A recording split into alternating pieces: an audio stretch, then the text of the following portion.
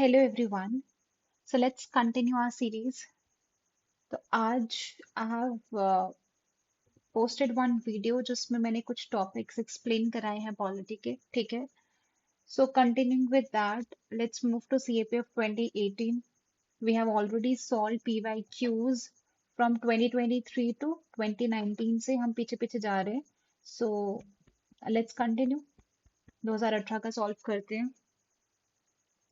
सो इसमें क्या है first question is that in India जो मेजोरिटी ऑफ द मेंबर्स है राज्यसभा के वो इलेक्ट किए जाते हैं by the elected member of the state legislature सही है बिल्कुल सही है next is member of Rajya Sabha elected by the state legislative need to have their domicile in the concerned state नहीं राज्यसभा के लिए ऐसा कुछ नहीं होता कि वो उनका डोमिसाइल होना चाहिए कंसर्न स्टेट से so this is wrong so answer क्या आ जाएगा आपके पास ऑप्शंस क्या है आपके पास बोथ द स्टेटमेंट करेक्ट नहीं है स्टेटमेंट वन तो करेक्ट है so answer would be C part okay चलिए नेक्स्ट क्वेश्चन क्या है that which one of the following related to the power of president of India to grant pardon is not correct ठीक है पहली बात तो जो पार्डन करता है आपका president that comes under article 72 ठीक है सो पार्डन वाला प्रेसिडेंट वाला ऑलरेडी मैंने अच्छे से कंप्लीट कराया in my previous videos you can go and check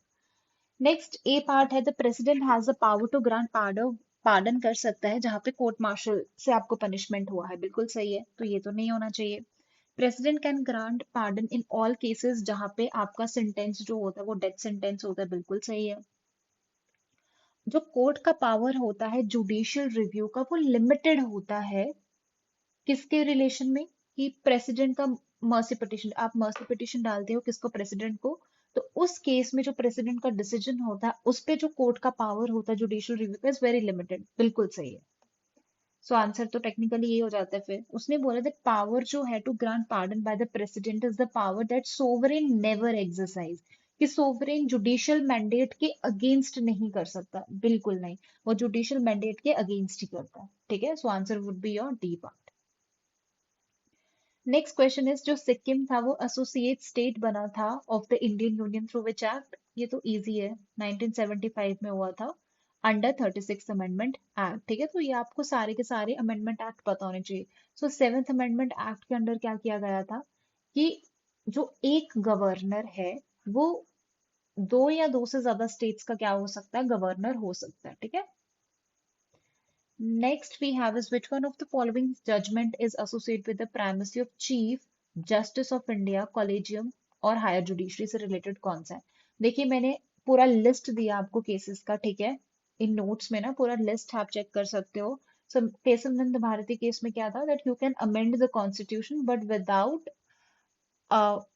without altering the basic structure of the constitution ठीक है तो ये तो नहीं होगा दूसरा वी डोंट नो चलो ठीक है मानेका गांधी क्या था इज रिलेटेड टू आर्टिकल 21 के इंटरप्रिटेशन से रिलेटेड था और बुमाई केस तो मैंने ऑलरेडी प्रीवियस वीडियोस में कितने बार बता दिया कि किससे रिलेटेड था एक तो आपका प्रेसिडेंट रूल से रिलेटेड था कि उसको अब्यूज नहीं कर सकते दूसरा फेडरलिज्म को इसने क्या किया था बेसिक स्ट्रक्चर बोला है जुडिशियल रिव्यू को भी बोला और फेडरलिज्म को भी बोला so answer would be SP Gupta that was related to collegium से ठीक है चलिए नेक्स्ट क्वेश्चन क्या है which one of the following constitutional जो थे उन्होंने स्ट्रेंथन कर दी स्पीकर और चेयरमैन की पावर अब स्पीकर और चेयरमैन की पावर किससे स्ट्रेंथ होगी 21 to 18 या रिड्यूस कर दो को वोटिंग एज उससे तो कोई फर्क नहीं पड़ने वाला स्पीकर और चेयरमैन पे एंटी डिफेक्शन बिल्कुल सही है क्यों क्योंकि एंटी डिफेक्शन के अकॉर्डिंगली अगर कोई भी डिस्क्वालीफाई होता है इसके अंडर तो डिसीजन किसका होगा प्रिजाइडिंग ऑफिसर का लास्ट डिसीजन होगा ठीक है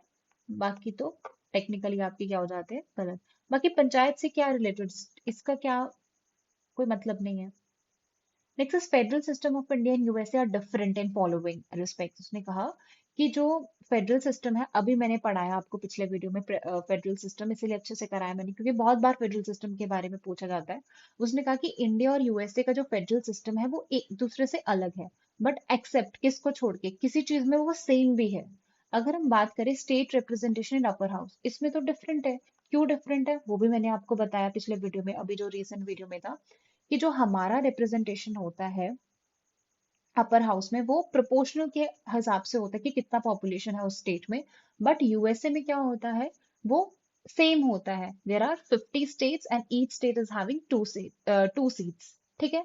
डुअल सिटीजनशिप की बात करो, हमारी तो नहीं होती डुअल सिटीजनशिप, ये तो यूएसए की होती है, तो इसमें तो हम डिफरेंट है। ठीक है। डुअल सिस्टम ऑफ कोर्ट, ये भी गलत हो जाएगा। क्यों? क्योंकि उनका डुअल सिस्टम होता है कोर्ट का, हमारा तो इंटीग्रेटेड होता है। बचा कौन सा? Dual government. इस केस में हम क्या है? सेम है। क्यों? क्योंकि उनका भी यूनियन पे एक गवर्नमेंट होता है और स्टेट पे होता है, हमारा भी क्या होता है? यूनियन पे रहता है गवर्नमेंट और स्टेट पे रहता है। So answer would B dual government. Next is जो प्रोविजन है, ये भी मैंने आपको पैसा एक्ट करवाया अभी, कि पैसा एक्ट क्या करता है। जो भी आपके 73rd अमेंडमेंट एक्ट के जो भी प्रोविजंस हैं, वो शेड्यूल्ड एरियाज को क्या किए जाते हैं? एक्सटेंड किए जाते हैं। यूपीएससी ने ये वाला क्वेश्चन गलत, मतलब कि क्रॉस कर दिया है इसको। क्यों कर दिया होगा? क्योंकि अगर आप देखोगे तो डेवोल्यूशन ऑफ पावर्स भी देता है वो ट्राइब्स को। सो आंसर इसके हो सकते थे, ये भी हो सकता था। ठीक है। सो इसीलिए ये जो क्वेश्चन है वो क्या कर दिया है? क्रॉस ही कर दिया यूपीएससी ने। ओके। बाकी you should know that what is PESA act. Next question is over which of the following the Lok Sabha and Rajya Sabha held joint sitting. तो जॉइंट सिटिंग आज तक सिर्फ और सिर्फ 3 बार हो चुकी है। कौन कौन से केसेस में हुई थी? एक थी dowry prohibition bill, banking service commission और प्रिवेंशन ऑफ टेररिज्म बिल। इन्हीं 3 में जॉइंट सिटिंग अभी तक हुई है। So answer would be 1, 2 and 3। Okay.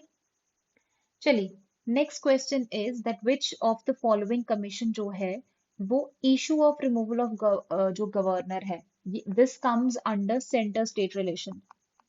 ठीक है। सेंटर स्टेट रिलेशंस के अंडर आता है। और मैंने पिछली वीडियो में जो आपके नोट्स डाले उसमें बताया था, तो वो इंटर स्टेट लिख दिया था गलती से, बट वो है सेंटर स्टेट रिलेशंस। ठीक है। जो भी सरकारिया कमीशन, पुंछी कमीशन मैंने आपको कराया, that is centre state relations. Okay. तो सरकारिया और ये तो नहीं होगा, बचते हैं ये। इन दोनों में कंफ्यूजन हो सकता था, but answer is your Thakkar commission. ठीक है। ठक्कर कमीशन किसके लिए बैठा था? जो आपके गांधी जी थे, उनका असैसिनेशन हुआ था, उसकी जांच पड़ताल करने के लिए था। ठीक है।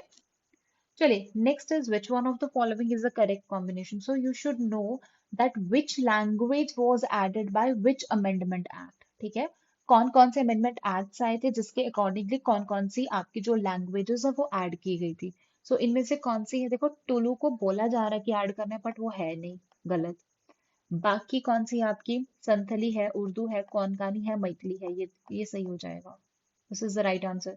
भोजपुरी, भोजपुरी गलत हो जाएगा आपका। ठीक है। डोगरी भी है आपका। ओके। सो आंसर क्या हो जाएगा आपका? Answer would be B. ठीक है। चलिए, ये तो करंट अफेयर बेस्ड था उस टाइम पे, इसको छोड़ो। Which one of the following statement with regard to panchayat is not correct? Panchayat की बात कर रहा है। Members of panchayat are elected directly by the ग्राम सभा, ये मैंने आपको करा दिया। So this would be correct है, तो इसीलिए ये नहीं होगा। इलेक्शन ऑफ पंचायत जो होते हैं वो कंडक्ट कराता है स्टेट इलेक्शन कमीशन, ये भी सही है। ठीक है। 73rd अमेंडमेंट के अमेंडमेंट एक्ट आया था, उसके अंदर ये बना था। देन सेंट्रल गवर्नमेंट में बाय लॉ ऑथराइज कर सकती है।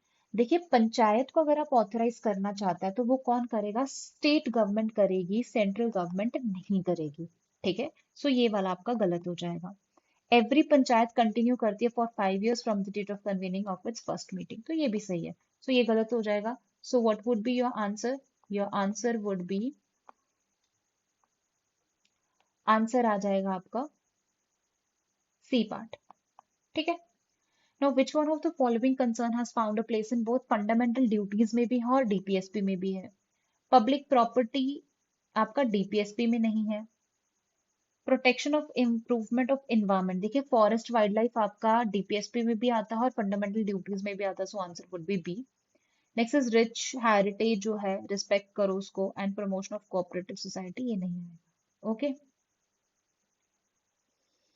Next is which one of the following is not a part of DPSP. किस कौन पार्ट ऑफ नहीं है? 44 के अंडर ये आता है, ये तो नहीं होगा। Then separation of judiciary from executive, ये भी नहीं आएगा।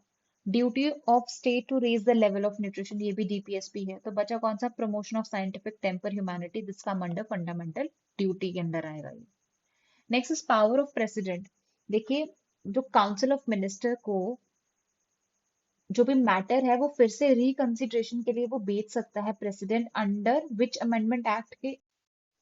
सो therefore under amendment 44 amendment act के अंदर ये चीज बोला था कि प्रेसिडेंट के पास पावर है, वो मैटर को फिर से काउंसिल ऑफ मिनिस्टर के पास रिकंसिडरेशन के लिए भेज सकता है। ठीक है, सो इसका आंसर इज 44। बट जो 42 अमेंडमेंट एक्ट ने क्या किया था कि जो एडवाइस होगी ऑफ काउंसिल ऑफ मिनिस्टर वो विल बी बाइंडिंग होगी ऑन प्रेसिडेंट। ठीक है, बट नॉट ऑन गवर्नर, ये भी याद रखिएगा, गवर्नर पे नहीं होगा, प्रेसिडेंट पे होगा। Next is Ashok Mehta committee. Ashok Mehta committee किसके लिए था? पंचायती राज सिस्टम के लिए। कौन सा, कितने टीयर उसने बोला था? 2 टीयर बोला था। ठीक है, ये भी मैंने आपको ऑलरेडी करा दिया पिछले वीडियो में भी जो रिसेंटली थी। ठीक है, now we will move to CAPF 2017। Okay, so next है अपने पास CAPF 2017 का पेपर। सो फर्स्ट क्वेश्चन है सेंट्रल विजिलेंस कमीशन। सो ये भी मैंने ऑलरेडी पढ़ा दिया आपको। सेंट्रल विजिलेंस कमीशन किसकी रिकमेंडेशन पे आया था? Santhanam committee. So the answer is Santhanam committee. 9th schedule को कब ऐड किया था? फर्स्ट अमेंडमेंट एक्ट में। ठीक है, ये भी पता ही होगा, इजी क्वेश्चन। नेक्स्ट उसने कहा है कौन सा ऐसा केस है जो डील करता है with creamy layer of the backward classes. देखिए मैंने जो आपको प्रॉपर लिस्ट दिया है ऊपर केसेस का, तो उसमें इंदिरा सावने केस में क्या बताया गया है कि जो 27% रिजर्वेशन की बात की थी ओबीसी को मिलना चाहिए, बट उसमें भी कुछ कंडीशंस लगी कि जो क्रीमी लेयर है उसको एक्सक्लूड किया जाएगा। ठीक है, सो ये सारे के सारे केसेस बहुत इंपॉर्टेंट होते हैं, प्लीज एक एक जितने भी केसेस है वो अच्छे से पढ़ लेना। ठीक है, नेक्स्ट इस पार्लियामेंट की बात कर रहा है, has no power to amend any. अच्छा, इसमें से ऐसा कौन सा केस था जिसने ये बोला था कि आप फंडामेंटल राइट्स, पार्ट 3 कौन सा, फंडामेंटल राइट्स को अमेंड नहीं कर सकते। ठीक है, तो केशव नंद भारती ने तो बोला था कि हाँ कर सकते हो, बट कुछ कंडीशन है, वो क्या है कि आप बेसिक स्ट्रक्चर को वॉयलेट नहीं कर सकते। तो गोलकनाथ केस ने ये चीज बोली थी कि आप अमेंड नहीं कर सकते। ठीक है, तो वो सारे केसेस जितने भी हैं, शंकरी प्रसाद, गोलकनाथ, केशव नंद भारती केस था, मिनर्व मिल केस था, बोमाई केस था, ये सारे के सारे लिस्ट मैंने डाल दिए अपने नोट्स में भी और इसमें भी डाला है। नेक्स्ट इज कौन से लीडर्स थे पार्टी लेस डेमोक्रेसी? तो वो JP नारायण जी थे आपके।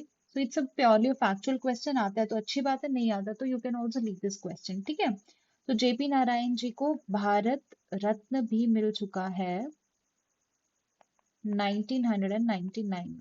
ठीक है, चलिए next question is interstate council है, कौन बनाएगा इंटरस्टेट काउंसिल? अभी बताया आपको पिछले वीडियो में, प्रेसिडेंट ऑफ इंडिया।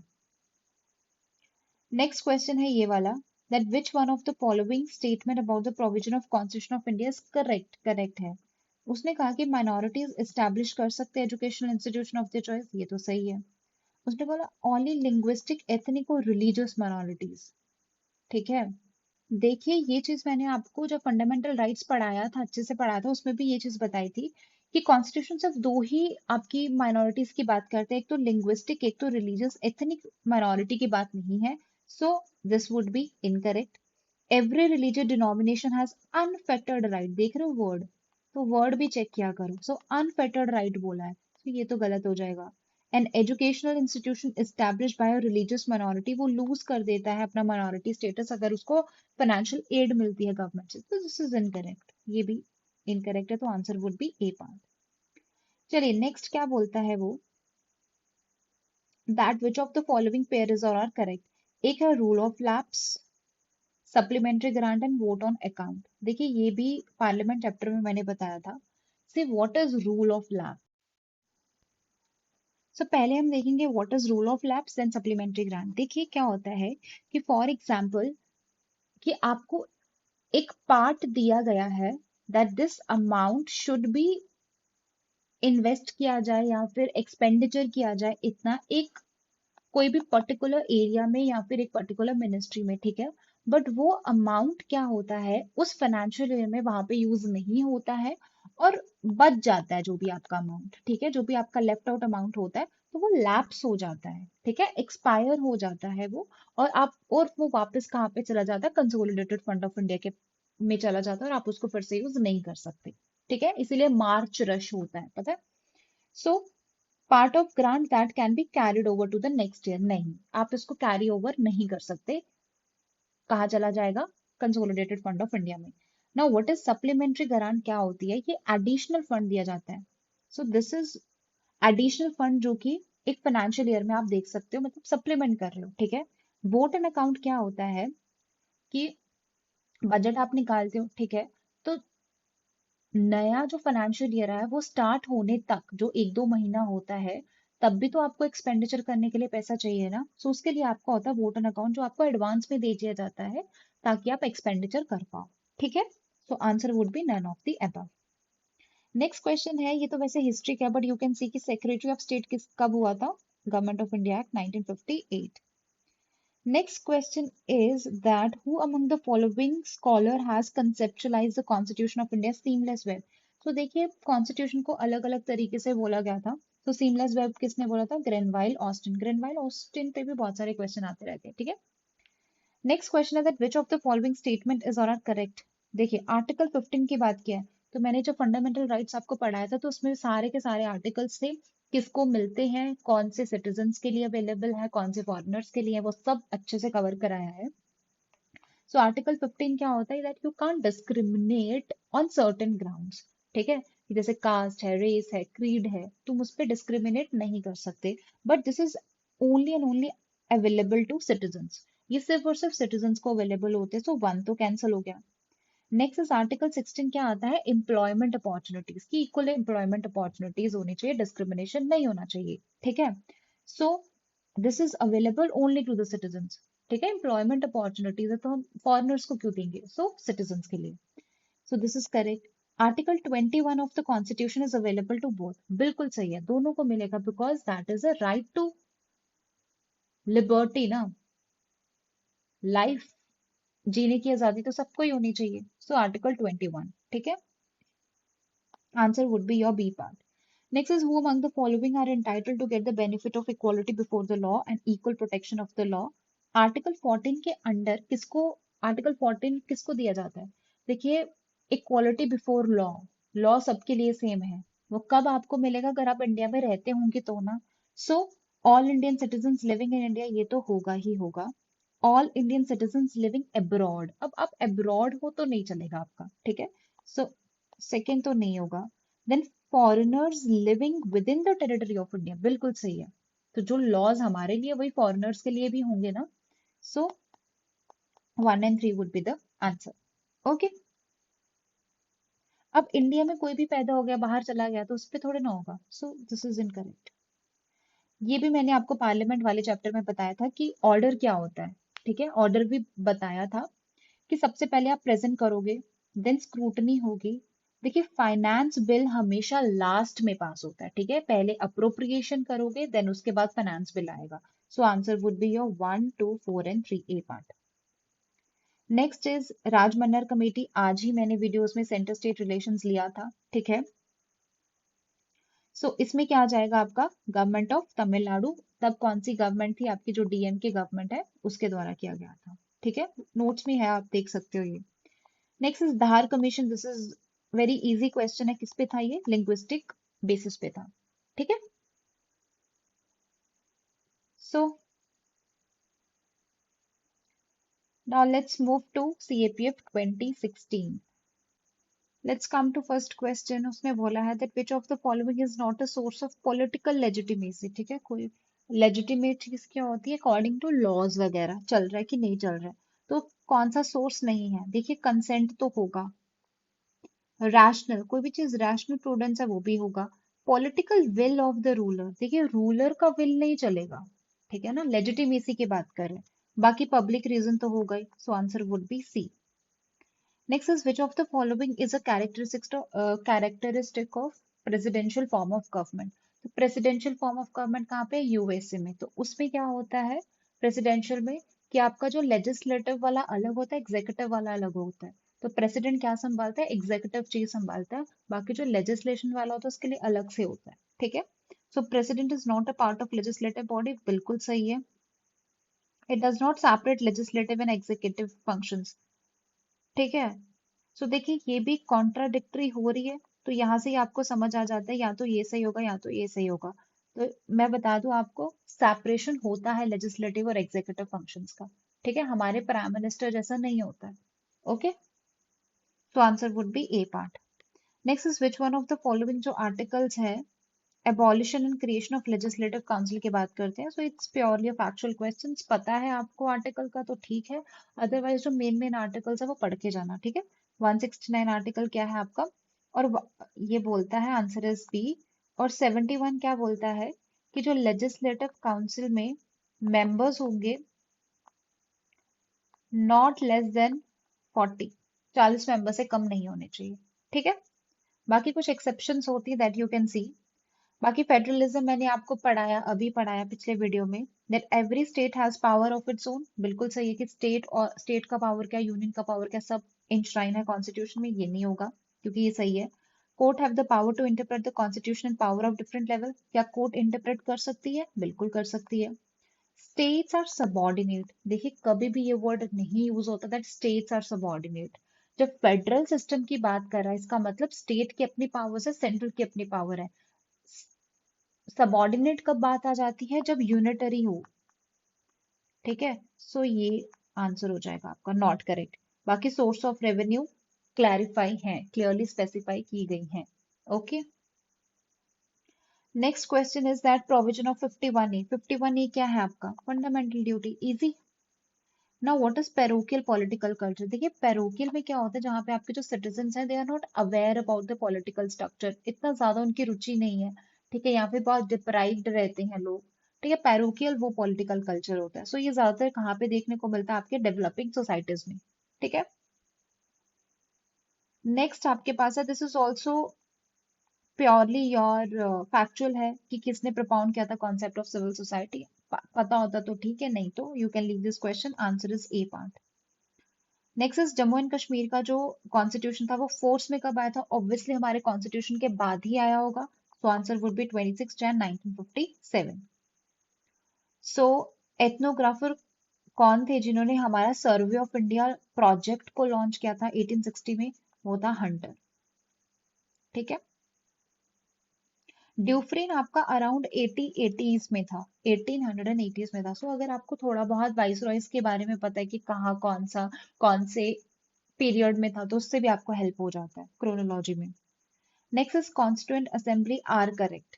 देखिए क्या वो एडल्ट फ्रेंचाइज के बेसिस पे था? नहीं था। So उसने बोला it was not based on adult franchise, तो बिल्कुल सही है। तो वन तो होने वाला है। It resulted from direct election, बिल्कुल नहीं। सो टू तो पहले ही चला जाएगा। So answer would be C part. देखिए डायरेक्ट इलेक्शंस नहीं हुई थी, इनडायरेक्ट इलेक्शन से और नॉमिनेशन हुआ था। ठीक है, बाकी मल्टी पार्टी बॉडी की अगर हम बात करें, देखिए उसमें सिर्फ और सिर्फ हमारा ये जो कांग्रेस थी और मुस्लिम लीग थी, तो हम मल्टी पार्टी नहीं बोल सकते इसको। ठीक है, बाय पार्टी था बट मल्टी पार्टी नहीं बोल सकते। इट वर्क थ्रू सेवरल, ठीक है, बहुत सारी कमेटीज बनी थी, ड्राफ्टिंग कमेटी बनी थी, ये सब कमेटीज के थ्रू उन्होंने बनाया था, तो बिल्कुल सही है। सो 1 and 4 would be the answer. Next है जिला परिषद के जो चेयरमैन होंगे, अभी रिसेंट वीडियो में पढ़ा है क्या था, इलेक्ट किया जाएगा फ्रॉम इट्स ओन मेंबर। ठीक है, next is what is social equality? Each person should perform the function according to its status. जैसा आपका स्टेटस है वैसे आप परफॉर्म करोगे, बिल्कुल गलत। कोई एफर्ट नहीं दिया जाएगा आपके सोशल सिस्टम को ठीक करने के लिए, ये तो नेगेटिव है, ये तो होगा नहीं। Next is that no person should be made to suffer, आप सफर नहीं करने दोगे position of relative inferiority in relation to other man. किसकी वजह से आप सफर नहीं करने दोगे? कास्ट, रेस, रिलीजन, बिल्कुल सही है, that is the social equality. ठीक है, जो सोशल जस्टिस में आ सकता है तो वो आ सकता है कि एफर्ट लगाए जाएंगे वीकर सेक्शन को ऊपर करने के लिए, बट इक्वालिटी में क्या आ जाएगा? सी। नेक्स्ट क्वेश्चन है दैट की जो theory of separation of power, ये भी अभी रिसेंट वाली वीडियो में जो अभी मैंने जस्ट अपलोड की है उसमें मैंने आपको बताया था that theory of separation of power क्या होता है? सेपरेट है पावर, मीन जुडिशरी की अलग, लेजिस्लेटिव की अलग ही। तो उसमें उसने बोला कि पावर कहाँ डिवाइड होती है? Different branches of government. So answer would be B. बाकी 10 शेड्यूल सबको पता ही होगा किसके लिए था, एंटी डिफेक्शन के लिए। ये लैंड रिफॉर्म्स वाला 9th था। ठीक है, ओके, जो अमेंड करते हैं पार्लियामेंट, ये भी करा दिया मैंने आपको अमेंडमेंट्स में, आर्टिकल 368। कॉन्स्टिट्यूशन अमेंडमेंट बिल, ये भी अभी वाली वीडियो में ही पढ़ाया था मैंने कि जो speaker of Lok Sabha can call joint sitting नहीं होती तो नॉट करेक्ट ही आ जाएगा, ठीक है। Each house need to pass the bill separately, बिल्कुल सही है। बिल इंट्रोड्यूस हो सकता है दोनों हाउसेस में से, and bill can be sponsored by private भी कर सकता है और मिनिस्टर भी कर सकता है आपका, ठीक है। तो ये सारे के सारे सही हैं आपके। कट मोशन, तो ये पार्लियामेंट चैप्टर में है कि कट मोशन कब आप कर सकते हो। सो कट मोशन इंट्रोड्यूस होता है after the presentation of the general budget, जब प्रेजेंट कर देते हो रेलवे बजट, तो उसके बाद आपका कट मोशन इंट्रोड्यूस हो सकता है। So this is all about your CAP of 2016.